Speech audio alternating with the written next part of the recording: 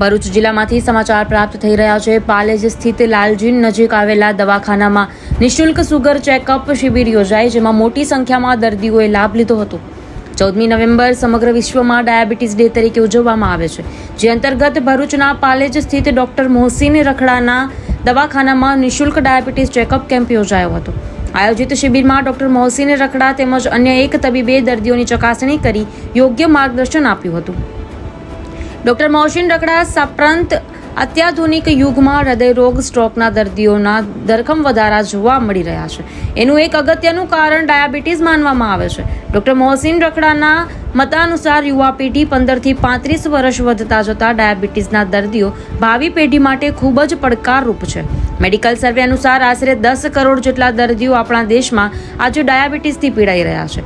એમાં પણ 50%થી વધુ દર્દીઓ પોતાની ડાયાબિટીસ છે એનાથી પણ અજાણ છે। તો સમયસર શુગર તપાસ અને સારવાર કરવામાં આવે તો આ રોગથી થતી ગંભીર જોખમોથી બચી શકાય છે।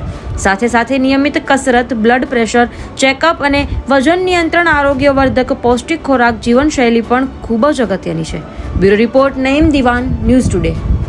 Morning, myself Dr. Mohsin, physician at Palej।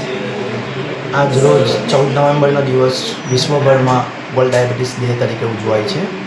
આ ઉજવણી નિમિત્તે આજે મારા ક્લિનિકમાં ડાયાબિટીક સ્ક્રીનિંગ અને ન્યુરોપેથી સ્ક્રીનિંગ કેમ્પ રાખવામાં આવેલો છે।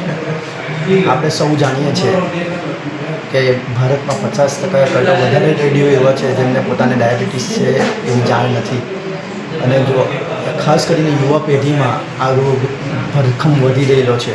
તો જો આ ડાયાબિટીસનું યોગ્યપણે નિદાન અને સમયસર સારવાર કરવામાં આવે તો ડાયાબિટીસથી થતા ગંભીર પરિણામો જેવા કે હાર્ટ એટેક, સ્ટ્રોક જેવી ગંભીર બીમારીઓથી બચી શકાય એમ છે।